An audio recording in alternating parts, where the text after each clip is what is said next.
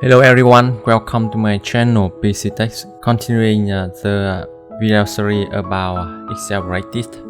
Today I will share to you exercise number 11. We will count the number of Sunday between the start date and the end date. As you see, only one request with a simple table. You have to find number of Sundays between start date and end date.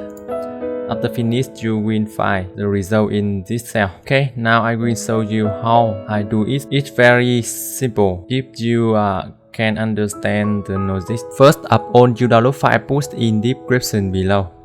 Now I will show you how I find the number of Sundays. I input formula in this cell and I will explain after. In this cell you input equal INT formula, open parenthesis, and date, my last start date plus 1, my last weekday formula, open parenthesis, and date, comma 1, close parenthesis, plus 7, close parenthesis, divide 7, close parenthesis, enter, and you see number of Sunday is 44. The logic is to progress from the end date to the release Saturday, then divide by 7 days. Within those 7 days, there will be one Sunday, which means taking the integer part of the division by 7. We will use the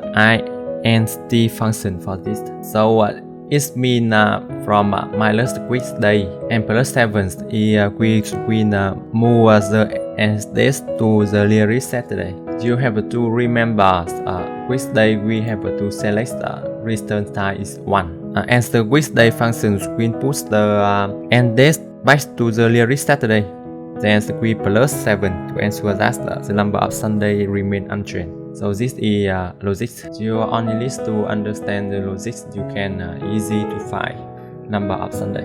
So I will show you how to count the number of Sunday between the start date and the end date. If you see my video and this support is full for you, please like video, subscribe my channel.